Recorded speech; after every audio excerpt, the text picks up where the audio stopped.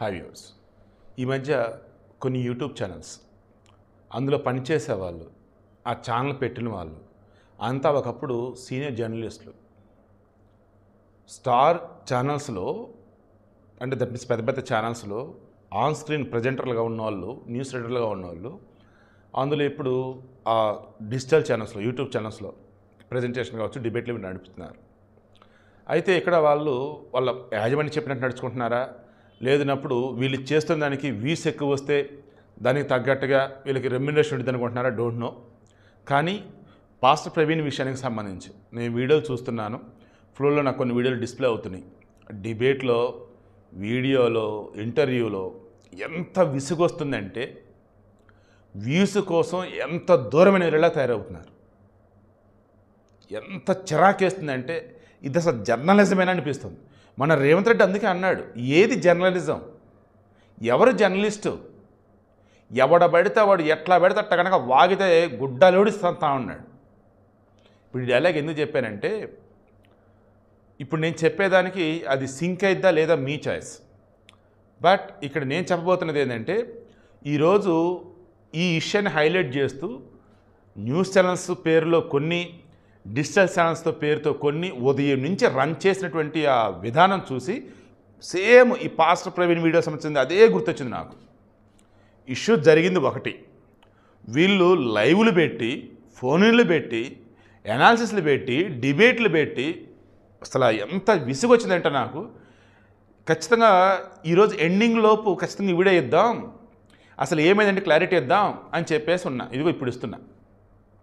నా బాధ ఎందుకంటే ముందంతా కూడా బావగారు బాగున్నారు సినిమాలో ఏంటి మన చిరంజీవి ఐ థింక్ రంభా వాళ్ళు అక్కుంటారు, ఆమెను కాపాడతాడు, ఆ తర్వాత ఆమెను తీసుకుని ఊరు వెళ్తాడు. ఈలోపు స్విట్జర్లాండ్ నుంచి రంభా వస్తుంది. అక్క బావగారు అక్కడ ఏంటంటే ఇటు గుడికి వెళ్ళారు ఏంటి అన్నప్పుడు సరే గుడికి వస్తుంది. దెన్ మామూలుగా నందీశ్వరుడి మధ్యలో నుంచి, ఆ నంది కొమ్ముల మధ్యలో నుంచి మనం చూడగానే శివుడు కనపడతాడు, శివలింగం.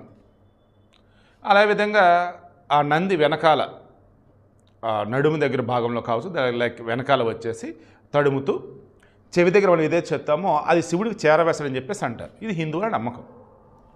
దీని బావగారు బాగున్నారాలో ఆ కొమ్ముల మధ్య నుంచి చూస్తున్నప్పుడు చిరంజీవి స్వామివారి బదులు ఈమె అంటే దట్ మీన్స్ శివలింగానికి ఈమె అడ్డొస్తుంది, రంభ అడ్డొస్తుంది. ఫస్ట్ చూస్తాడు, షాక్ అవుతాడు, మరలా చూస్తాడు, మరలా రంభ. అప్పుడు అడుగుతారు స్వామివారి దర్శనం బాగా అయిందంటే అమ్మవారి దర్శనం అయింది అంటాడు.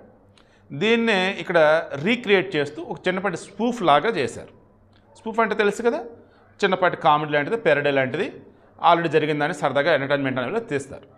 జీ తెలుగు ఛానల్లో సమ్ ఏదో షో, దానికి రంభగోడు వచ్చారు, ఇంకా వాళ్ళు పార్టిసిపెంట్స్ ఉన్నారు.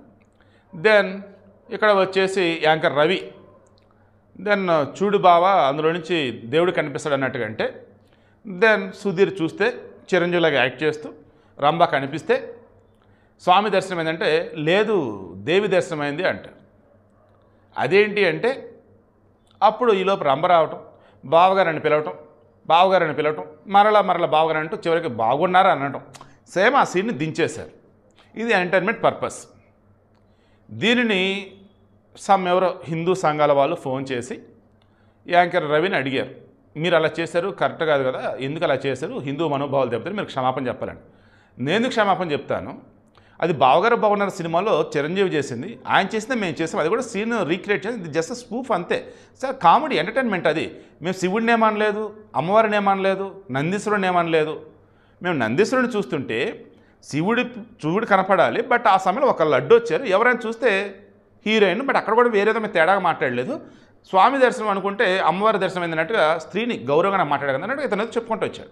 బట్ అవతల వాళ్ళు కాదు కూడదు అది అనేది అన్నప్పుడు నేను చెప్పను, నేను భారతీయుడిని, నేను హిందువునే, బట్ ముందు భారతీయుడిని అంటే సమ్ ఏదో చెప్పాడు.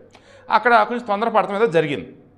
ఇక ఈలోపు సుధీర్కి వార్నింగు, యాంకర్ రవికి వార్నింగ్, తప్పు మీద తప్పు చేశారు, ఇక వీళ్ళు లైఫ్ అయిపోయింది అదే ఇదంటూ గొరాతి ఘోరంగా థంబ్నెయిల్స్ పెట్టి వీడియోల మీద వీడియోలు, లైవ్ల మీద లైవ్లు. అసలు ఎంత కంపరం వచ్చిందంటే నాకు ఈరోజు అయితే ఇంత వర్షగా దిగజారిపోయారు ఏంట్రా బాబు అనిపించింది. మళ్ళీ వీళ్ళు నడిపిన వాళ్ళల్లో ఒకప్పుడు స్టార్ ఛానల్స్లో చేసినటువంటి ప్రెజెంటర్లే ఉన్నారు.